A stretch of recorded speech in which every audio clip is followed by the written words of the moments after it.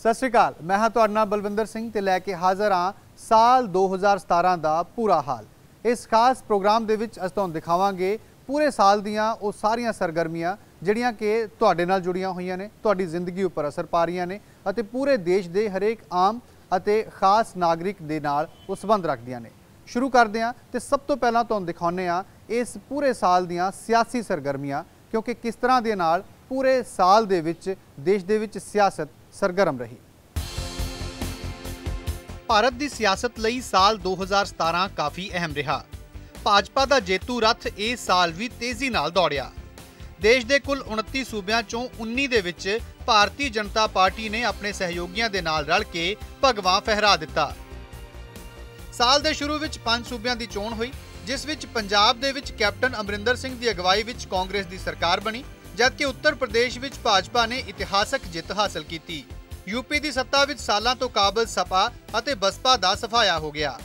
BJP ने पहली बार 325 सीटां हासिल कीतियां। 19 मार्च को प्रधानमंत्री नरेंद्र मोदी की मौजूदगी विच योगी ने सीएम अहुदे की सौं चुकी। उत्तराखंड च भी भाजपा ने 70 चों 57 सीटां ते जबरदस्त जित दर्ज की अते इत्थे त्रिवेंद्र सिंह रावत की अगवाई विच सरकार बनी। गोवा विच पेच फसिया जदों भाजपा नूं 13 सीटां, कांग्रेस नूं 17 अते होरां नूं 10 सीटां मिलियां। पर चोणां तो बाद तेजी नाल बदले सियासी घटनाक्रम विच रक्षा मंत्री मनोहर पर्रिकर ने अपने अहुदे तो अस्तीफा दिता अते आज़ाद उम्मीदवारां दा समर्थन हासिल करके 14 मार्च नूं गोवा दे मुख मंत्री अहुदे दी सौं चुक लई। मणिपुर च भी भाजपा नूं 22 सीटां, कांग्रेस नूं 26, टीएमसी नूं 1 अते होरां नूं 10 सीटां मिलियां। पर बीजेपी ने दूजे नंबर की पार्टी होके भी सूबे च पहली बार सरकार बना लई। बीजेपी नूं नैशनलिस्ट पीपल्स पार्टी अते एलजेपी तो समर्थन मिलिया। साल के अखीर च हिमाचल प्रदेश अते गुजरात दीआं चोणां होईयां अते दोवें ही थावां ते भाजपा ने बाजी मारी। हिमाचल च भाजपा ने भावें 68 चों 44 सीटां हासिल कीतियां, पर इत्थे भाजपा के सीएम उम्मीदवार प्रेम कुमार धूमल अते सूबा भाजपा प्रधान सतपाल सत्ती नूं हार दा मूँह वेखना पिया अते आखिर जयराम ठाकुर की अगवाई विच इत्थे भाजपा की सरकार बनी अते शिमला के रिज मैदान ते सीएम जयराम समेत सारी कैबिनेट ने सौं चुकी। दूजे पासे गुजरात च भाजपा नूं हराउण लई कांग्रेस ने कई दाअ खेडे, पर इत्थे हार्दिक पटेल का साथ कांग्रेस नूं शर्मनाक हार तो तां बचा गया, पर जित का स्वाद नहीं चखा सकिया। भाजपा ने इत्थे 182 चों 99 सीटां जित के लगातार 6वीं बार सरकार बनाई, जबकि विजय रूपाणी लगातार दूजी बार मुख्यमंत्री बने। इस तो अलावा इस बार राष्ट्रपति और उपराष्ट्रपति दीआं चोणां भी होईयां, जिन्हां विच एनडीए समर्थित रामनाथ कोविंद भारत के राष्ट्रपति चुने गए, जबकि वेंकैया नायडू उपराष्ट्रपति बने। उधर बिहार च साल 2017 बदलते सियासी समीकरणों के लिहाज नाल काफ़ी नाटकी रहा। नरेंद्र मोदी और नीतीश कुमार के विचाले तल्ख संबंधां विच गर्मजोशी का संकेत जनवरी विच गुरु गोबिंद सिंह जी के प्रकाश पुरब मौके मिलिया। पटना साहब विखे श्री गुरु गोबिंद सिंह जी के 350वें प्रकाश दिहाड़े ते कराए गए प्रोग्राम विच मोदी ते नीतीश ने मंच साझा किया अते एक दूजे दीआं तारीफां दे पुल बन्ने।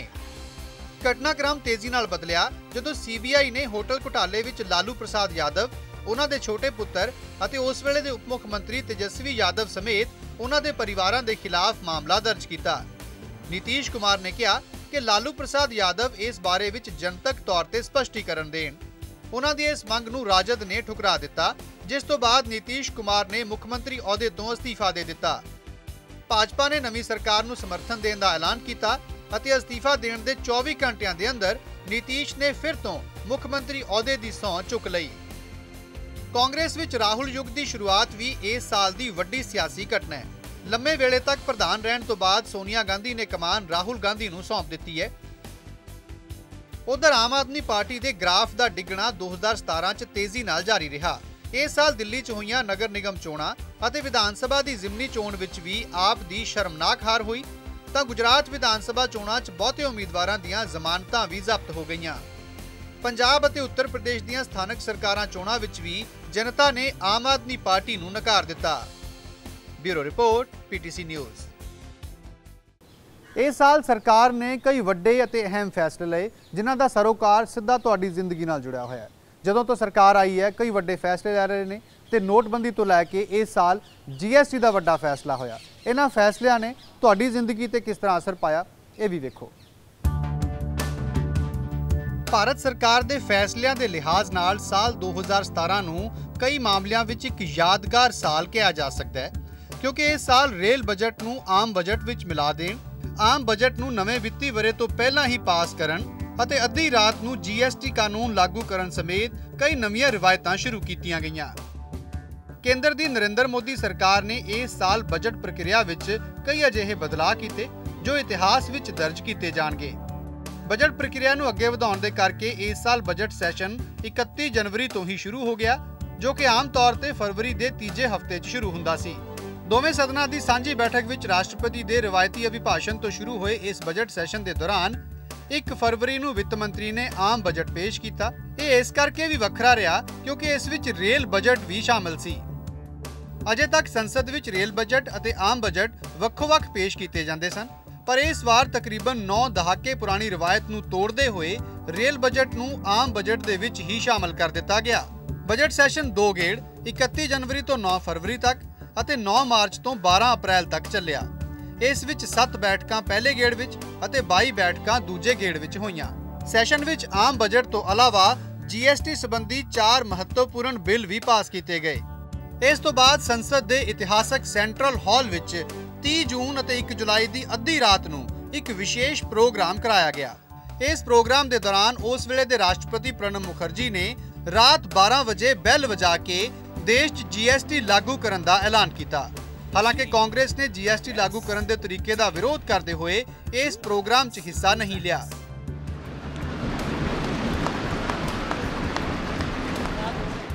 GST ਵਿੱਚ ਟੈਕਸ ਦੇ 4 ਸਲੈਬ ਬਣਾਏ ਗਏ। ਸਾਰੀਆਂ ਵਸਤੂਆਂ ਅਤੇ ਸੇਵਾਵਾਂ ਨੂੰ 5, 12, 18 ਅਤੇ 28% ਦੇ ਟੈਕਸ ਸਲੈਬ ਵਿੱਚ ਰੱਖਿਆ ਗਿਆ। ਟੈਕਸ ਭਰਨ ਦੀ ਵਿਵਸਥਾ ਨੂੰ ਆਨਲਾਈਨ ਕੀਤਾ ਗਿਆ। GST ਦੇ ਸਾਰੇ ਫੈਸਲੇ GST ਕੌਂਸਲ ਲੈਂਦੀ ਹੈ। ਭਾਰਤ ਸਰਕਾਰ ਦੇ ਫੈਸਲਿਆਂ ਦਾ ਦੁਨੀਆ ਵਿੱਚ ਅਸਰ ਵੀ ਦਿਖਿਆ। ਵਰਲਡ ਬੈਂਕ ਦੀ ਸੌਖੀ ਕਾਰੋਬਾਰ ਵਾਲੀ ਦੇਸ਼ਾਂ ਦੀ ਲਿਸਟ ਵਿੱਚ ਭਾਰਤ ਨੇ 30 ਥਾਵਾਂ ਦੀ ਛਾਲ ਮਾਰੀ। ਅਕਤੂਬਰ 2017 ਚ ਜਾਰੀ ਇਸ ਲਿਸਟ ਵਿੱਚ ਭਾਰਤ ਨੂੰ 100ਵਾਂ ਥਾਂ ਮਿਲਿਆ, ਜਦਕਿ ਪਿਛਲੇ ਸਾਲ ਭਾਰਤ ਦੀ ਰੈਂਕਿੰਗ 130 ਸੀ। ਇਸ ਤੋਂ ਇਲਾਵਾ ਨਵੰਬਰ ਵਿੱਚ ਗਲੋਬਲ ਰੇਟਿੰਗ ਏਜੰਸੀ ਮੂਡੀਜ਼ ਵੱਲੋਂ ਵੀ ਚੰਗੀ ਖਬਰ ਆਈ। ਮੂਡੀਜ਼ ਨੇ ਭਾਰਤ ਦੀ ਰੇਟਿੰਗ ਵਿੱਚ 11 ਸਾਲ ਬਾਅਦ ਵੱਡਾ ਬਦਲਾਅ ਕੀਤਾ। ਏਜੰਸੀ ਨੇ ਭਾਰਤ ਦੀ ਰੇਟਿੰਗ BAA3 ਤੋਂ ਵਧਾ ਕੇ BAA2 ਕਰ ਦਿੱਤੀ। ਰੇਟਿੰਗ ਆਊਟਲੁੱਕ ਨੂੰ ਵੀ ਪੋਜ਼ਿਟਿਵ ਤੋਂ ਸਟੇਬਲ ਕਰ ਦਿੱਤਾ। ਮੂਡੀਜ਼ ਵਿੱਚ GST, ਨੋਟਬੰਦੀ ਅਤੇ ਆਧਾਰ ਦੀ ਤਾਰੀਫ ਕੀਤੀ ਗਈ। ਇਸ ਤੋਂ ਇਲਾਵਾ ਬੈਂਕਾਂ ਨੂੰ ਪੂੰਜੀ ਦੇਣ ਦਾ ਫੈਸਲਾ ਵੀ ਰੇਟਿੰਗ ਏਜੰਸੀ ਨੂੰ ਚੰਗਾ ਲੱਗਿਆ। ਸਾਲ 2017 ਵਿੱਚ ਜਿਸ ਦੀ ਸਭ ਤੋਂ ਵੱਧ ਚਰਚਾ ਹੋਈ ਉਸ ਵਿੱਚ ਆਧਾਰ ਨੰਬਰ ਵੀ ਸ਼ਾਮਲ ਹੈ। 2017 ਚ ਇਹ ਨੰਬਰ ਹਰ ਭਾਰਤੀ ਦੀ ਜ਼ਿੰਦਗੀ ਦਾ ਇੱਕ ਮਹੱਤਵਪੂਰਨ ਹਿੱਸਾ ਬਣ ਗਿਆ। ਸਰਕਾਰ ਨੇ ਸਾਰੀਆਂ ਸਰਕਾਰੀ ਯੋਜਨਾਵਾਂ ਦਾ ਫਾਇਦਾ ਲੈਣ ਦੇ ਲਈ ਆਧਾਰ ਨੰਬਰ ਨੂੰ ਜ਼ਰੂਰੀ ਕਰ ਦਿੱਤਾ। ਦੂਜੇ ਪਾਸੇ ਮਨੀ ਲਾਂਡਰਿੰਗ ਰੋਕਣ ਦੇ ਲਈ ਵੀ ਸਾਰੀਆਂ ਵਿੱਤੀ ਸੰਸਥਾਵਾਂ ਨਾਲ ਆਧਾਰ ਨੂੰ ਜੁੜਨਾ ਜ਼ਰੂਰੀ ਕਰ ਦਿੱਤਾ। ਜਿਹੜੀਆਂ ਚੀਜ਼ਾਂ ਆਧਾਰ ਨਾਲ ਲਿੰਕ ਕਰਨੀਆਂ ਜ਼ਰੂਰੀ ਹੋਈਆਂ ਨੇ ਉਹਨਾਂ ਵਿੱਚ bank account, credit card, insurance, national saving certificate, PPF, Kisan Vikas Patra, mutual fund, LPG subsidy, PAN card ਅਤੇ ਇੱਥੋਂ ਤੱਕ ਕਿ ਮੋਬਾਈਲ ਨੰਬਰ ਵੀ ਸ਼ਾਮਲ ਹੈ। ਹਾਲਾਂਕਿ ਪਹਿਲਾਂ ਆਧਾਰ ਨੂੰ ਲਿੰਕ ਕਰਨ ਦੀ ਆਖਰੀ ਤਰੀਕ 31 ਦਸੰਬਰ 2017 ਸੀ, ਜਿਸ ਨੂੰ ਸਰਕਾਰ ਨੇ ਵਧਾ ਕੇ 31 ਮਾਰਚ 2018 ਕਰ ਦਿੱਤਾ ਹੈ। Bureau report, PTC news. ਇਸ ਸਾਲ ਅਦਾਲਤਾਂ ਨੇ ਕਈ ਵੱਡੇ ਤੇ ਅਹਿਮ ਫੈਸਲੇ ਲਏ ਜਿਨ੍ਹਾਂ ਨੂੰ ਲੰਮੇ ਚਿਰ ਤੱਕ ਯਾਦ ਕੀਤਾ ਜਾਂਦਾ ਰਹੇਗਾ। ਆਓ ਇੱਕ ਨਜ਼ਰ ਮਾਰਦੇ ਹਾਂ ਵੱਖ-ਵੱਖ ਅਦਾਲਤਾਂ ਦੇ ਉਹਨਾਂ ਫੈਸਲਿਆਂ ਤੇ ਜਿਨ੍ਹਾਂ ਨੇ ਸਿੱਧਾ ਤੁਹਾਡੀ ਜ਼ਿੰਦਗੀ ਤੇ ਅਸਰ ਪਾਇਆ। ਸਾਲ 2017 ਨੂੰ ਅਦਾਲਤਾਂ ਵੱਲੋਂ ਦਿੱਤੇ ਗਏ ਵੱਡੇ ਫੈਸਲਿਆਂ ਲਈ ਵੀ ਯਾਦ ਕੀਤਾ ਜਾਏਗਾ। ਇਸ ਸਾਲ ਦੇਸ਼ ਦੀਆਂ ਵੱਖੋ-ਵੱਖ ਅਦਾਲਤਾਂ ਨੇ ਸਮਾਜ ਅਤੇ ਅਪਰਾਧਕ ਮਾਮਲਿਆਂ ਨਾਲ ਜੁੜੇ ਕਈ ਅਜਿਹੇ ਫੈਸਲੇ ਕੀਤੇ ਜਿਨ੍ਹਾਂ ਦਾ ਆਮ ਜਨਤਾ ਨੇ ਗਰਮਜੋਸ਼ੀ ਨਾਲ ਸਵਾਗਤ ਕੀਤਾ। ਆਓ ਜਾਣਦੇ ਹਾਂ ਕਿਹੜੇ ਨੇ ਉਹ ਵੱਡੇ ਫੈਸਲੇ।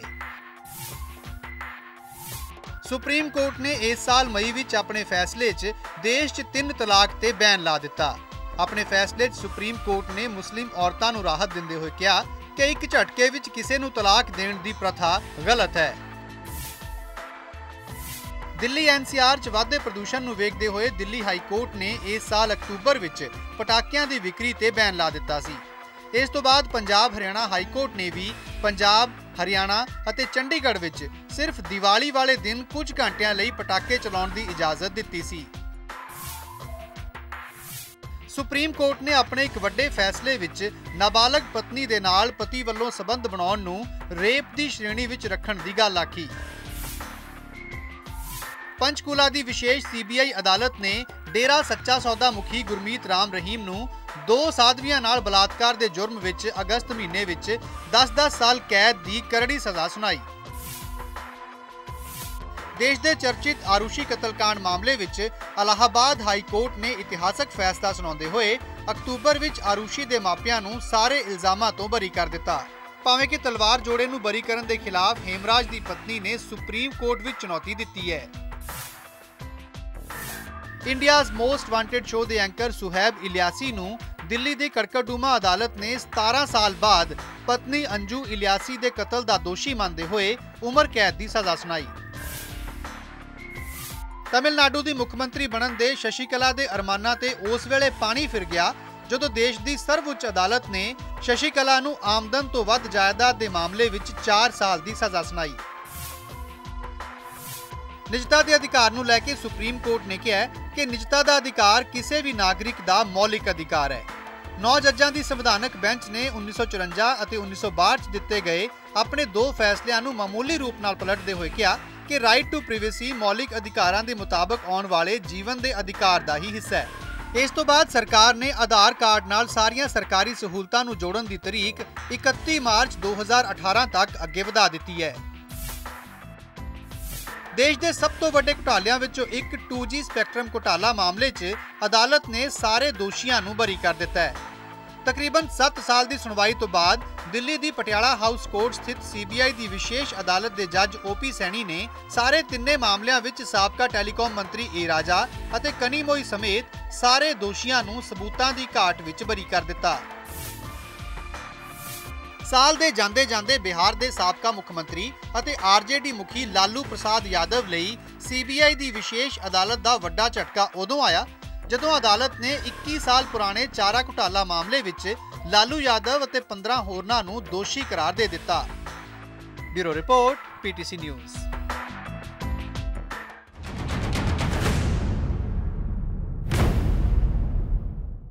ਇਹ ਪੂਰਾ ਸਾਲ ਪੱਤਰਕਾਰਾਂ ਦੀ ਜ਼ਿੰਦਗੀ ਤੇ ਵੀ ਕਾਫੀ ਭਾਰੂ ਰਿਹਾ। ਪੱਤਰਕਾਰਾਂ ਦੇ ਉੱਪਰ ਕਈ ਜਾਨਲੇਵਾ ਹਮਲੇ ਹੋਏ ਅਤੇ ਕਈ ਪੱਤਰਕਾਰਾਂ ਨੂੰ ਆਪਣੀ ਜਾਨ ਵੀ ਗਵਾਉਣੀ ਪਈ, ਪਰ ਫਿਰ ਵੀ ਉਹ ਲਗਾਤਾਰ ਡਟੇ ਰਹੇ, ਸੱਚ ਦਾ ਸਾਹਮਣਾ ਕਰਦੇ ਰਹੇ।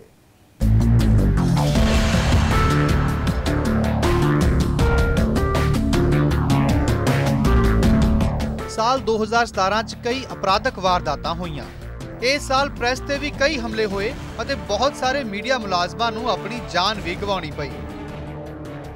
ਮੁੱਦੇ ਦੀ ਗੰਭੀਰਤਾ ਨੂੰ ਇਸੇ ਗੱਲ ਤੋਂ ਸਮਝਿਆ ਜਾ ਸਕਦਾ ਹੈ ਕਿ ਸਾਲ 2017 ਚ ਮੀਡੀਆ ਕਰਮੀਆਂ ਤੇ ਹਮਲਿਆਂ ਦੀਆਂ ਵੱਖ-ਵੱਖ ਘਟਨਾਵਾਂ ਵਿੱਚ 9 ਪੱਤਰਕਾਰ ਆਪਣੀ ਜਾਨ ਗਵਾ ਬੈਠੇ। ਸਭ ਤੋਂ ਵੱਧ ਸੁਰਖੀਆਂ 'ਚ ਰਿਹਾ ਸੀਨੀਅਰ ਪੱਤਰਕਾਰ ਗੌਰੀ ਲੰਕੇਸ਼ ਦਾ ਕਤਲ, ਜਿਸ ਨੇ ਪੂਰੇ ਦੇਸ਼ ਨੂੰ ਹਿਲਾ ਕੇ ਰੱਖ ਦਿੱਤਾ ਅਤੇ ਇਹ ਮਾਮਲਾ ਸੁਰਖੀਆਂ ਵਿੱਚ ਛਾਇਆ ਰਿਹਾ। ਇਸ ਮਾਮਲੇ ਨੇ ਭਾਰਤ 'ਚ ਪੱਤਰਕਾਰਾਂ ਦੀ ਸੁਰੱਖਿਆ ਨੂੰ ਇੱਕ ਵੱਡੇ ਮੁੱਦੇ ਦੇ ਤੌਰ ਤੇ ਉਭਾਰਿਆ। ਪੱਤਰਕਾਰਾਂ ਦੇ ਕਤਲਾਂ ਤੋਂ ਫਿਕਰਮੰਦ ਕੇਂਦਰੀ ਗ੍ਰਹਿ ਮੰਤਰਾਲੇ ਨੇ ਵੀ ਸਾਰੇ ਸੂਬਿਆਂ ਨੂੰ ਐਡਵਾਈਜ਼ਰੀ ਜਾਰੀ ਕੀਤੀ ਅਤੇ ਅਜਿਹੀਆਂ ਘਟਨਾਵਾਂ ਦੀ ਪ੍ਰਵਿਰਤੀ ਰੋਕਣ ਦੇ ਲਈ ਨਿਰਦੇਸ਼ ਦਿੱਤੇ। ਇੰਟਰਨੈਸ਼ਨਲ ਫੈਡਰੇਸ਼ਨ ਆਫ ਜਰਨਲਿਸਟ ਨੇ ਵੀ ਭਾਰਤ ਵਿੱਚ ਪੱਤਰਕਾਰਾਂ ਦੇ ਕਤਲਾਂ ਤੇ ਫਿਕਰ ਜਤਾਈ ਅਤੇ ਅਜਿਹੀਆਂ ਘਟਨਾਵਾਂ ਦੀ ਨਿਖੇਧੀ ਕੀਤੀ। ਇਸ ਸਾਲ ਕਿਸੇ ਪੱਤਰਕਾਰ ਦੇ ਕਤਲ ਦੀ ਪਹਿਲੀ ਵਾਰਦਾਤ 15 ਮਈ ਨੂੰ ਉਦੋਂ ਹੋਈ ਜਦੋਂ ਇੰਦੌਰ ਵਿੱਚ ਸਥਾਨਕ ਅਖਬਾਰ ਅਗਨੀ ਬਾਣ ਦੇ 45 ਸਾਲ ਦੇ ਪੱਤਰਕਾਰ ਸ਼ਿਆਮ ਸ਼ਰਮਾ ਦਾ ਕਤਲ ਕਰ ਦਿੱਤਾ ਗਿਆ। ਮੋਟਰਸਾਈਕਲ ਸਵਾਰ 2 ਹਮਲਾਵਰਾਂ ਨੇ ਉਹਨਾਂ ਦੀ ਕਾਰ ਨੂੰ ਰੁਕਵਾ ਕੇ ਉਹਨਾਂ ਦਾ ਗਲਾ ਵੱਢ ਦਿੱਤਾ।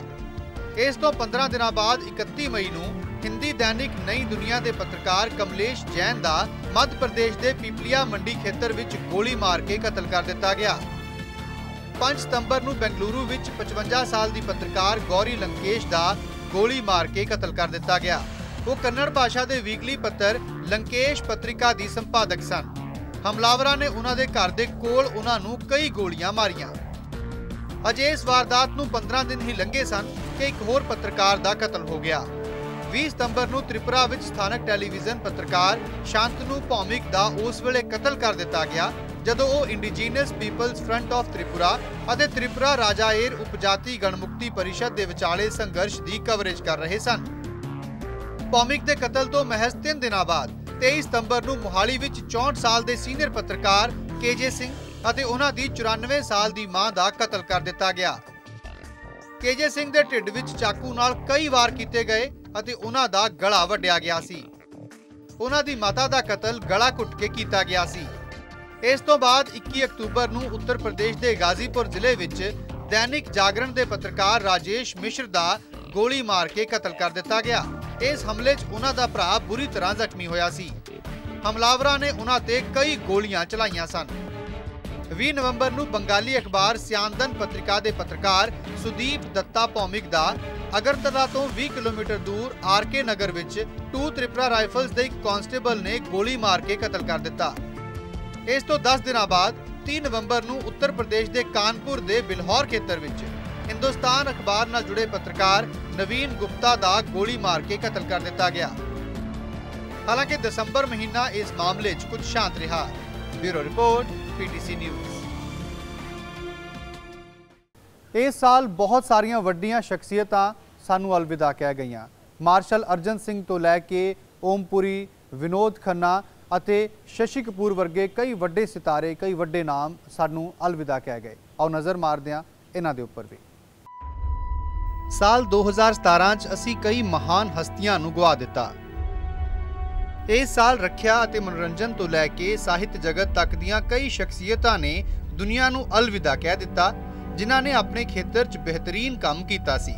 ਆਓ ਜਾਣਦੇ ਹਾਂ ਉਹਨਾਂ ਹਸਤੀਆਂ ਦੇ ਬਾਰੇ ਵਿੱਚ ਜੋ ਸਾਡੇ ਵਿੱਚ ਨਾ ਹੁੰਦੇ ਹੋਏ ਵੀ ਸਾਡੀਆਂ ਯਾਦਾਂ ਵਿੱਚ ਜ਼ਿੰਦਾ ਰਹਿਣਗੀਆਂ। ਮਾਰਸ਼ਲ ਅਰਜਨ ਸਿੰਘ। ਹਵਾਈ ਫੌਜ ਦੇ ਮਾਰਸ਼ਲ ਅਰਜਨ ਸਿੰਘ ਦਾ 16 ਸਤੰਬਰ ਨੂੰ ਦੇਹਾਂਤ ਹੋ ਗਿਆ। ਉਹ 98 ਵਰ੍ਹਿਆਂ ਦੇ ਸਨ। ਭਾਰਤੀ ਫੌਜੀ ਇਤਿਹਾਸ ਦੇ ਨਾਇਕ ਰਹੇ ਅਰਜਨ ਸਿੰਘ ਨੇ 1965 ਦੀ ਲੜਾਈ ਵਿੱਚ ਭਾਰਤੀ ਹਵਾਈ ਫੌਜ ਦੀ ਅਗਵਾਈ ਕੀਤੀ ਸੀ। ਚੀਨ ਦੇ ਨਾਲ 1962 ਦੀ ਲੜਾਈ ਤੋਂ ਬਾਅਦ 1963 'ਚ ਉਹਨਾਂ ਨੂੰ ਹਵਾਈ ਫੌਜ ਵਿੱਚ ਉਪ ਮੁਖੀ ਬਣਾਇਆ ਗਿਆ ਸੀ। 1 ਅਗਸਤ 1964 ਨੂੰ ਜਦੋਂ ਹਵਾਈ ਫੌਜ ਆਪਣੇ ਆਪ ਨੂੰ ਨਵੀਆਂ ਚੁਣੌਤੀਆਂ ਲਈ ਤਿਆਰ ਕਰ ਰਹੀ ਸੀ, ਉਸ ਵੇਲੇ 에ਅਰ ਮਾਰਸ਼ਲ ਦੇ ਤੌਰ ਤੇ ਅਰਜਨ ਸਿੰਘ ਨੂੰ ਇਸ ਦੀ ਕਮਾਨ ਸੌਂਪੀ ਗਈ ਸੀ। ਵਿਨੋਦ ਖੰਨਾ। ਵਿਨੋਦ ਖੰਨਾ ਦਾ 27 ਅਪ੍ਰੈਲ ਨੂੰ ਦੇਹਾਂਤ ਹੋ ਗਿਆ। ਉਹ 70 ਵਰ੍ਹਿਆਂ ਦੇ ਸਨ। ਪਿਛਲੇ ਕੁਝ ਦਿਨਾਂ ਤੋਂ ਉਹ ਕੈਂਸਰ ਨਾਲ ਜੂਝ ਰਹੇ ਸਨ। ਗੁਰਦਾਸਪੁਰ ਤੋਂ ਮੈਂਬਰ ਪਾਰਲੀਮੈਂਟ ਖੰਨਾ ਨੇ ਮੁੰਬਈ ਦੇ ਰਿਲਾਇੰਸ ਫਾਊਂਡੇਸ਼ਨ ਹਸਪਤਾਲ ਦੇ ਵਿੱਚ ਆਖਰੀ ਸਾਹ ਲਏ। ਵਿਨੋਦ ਖੰਨਾ ਦਾ ਦੇਹਾਂਤ ਬਲੱਡ ਕੈਂਸਰ ਦੀ ਵਜ੍ਹਾ ਨਾਲ ਹੋਇਆ। ਉਹਨਾਂ ਨੇ ਸਾਲ 1971 ਵਿੱਚ ਸੋਲੋ ਲੀਡ ਰੋਲ ਦੇ ਵਿੱਚ ਫਿਲਮ ਹਮ ਤੁਮ ਔਰ ਵੋ 'ਚ ਕੰਮ ਕੀਤਾ ਸੀ। ਉਸ ਤੋਂ ਬਾਅਦ ਉਹਨਾਂ ਨੇ ਕਈ ਯਾਦਗਾਰ ਫਿਲਮਾਂ ਬਾਲੀਵੁੱਡ ਨੂੰ ਦਿੱਤੀਆਂ ਸਨ। ਓਮਪੁਰੀ। 2017 ਦੀ ਸ਼ੁਰੂਆਤ ਵਿੱਚ ਹੀ ਇਹ ਅਦਾਕਾਰ ਇਸ ਦੁਨੀਆ ਤੋਂ ਰੁਖਸਤ ਹੋ ਗਏ। ਓਮਪੁਰੀ ਦਾ 66 ਸਾਲ ਦੀ ਉਮਰ ਵਿੱਚ 6 ਜਨਵਰੀ ਨੂੰ ਦੇਹਾਂਤ ਹੋ ਗਿਆ। ਉਹਨਾਂ ਦੀ ਪੋਸਟਮਾਰਟਮ ਰਿਪੋਰਟ ਦੇ ਵਿੱਚ ਉਹਨਾਂ ਦੀ ਮੌਤ ਦੀ ਵਜ੍ਹਾ ਤੇ ਵਿਵਾਦ ਹੋਇਆ।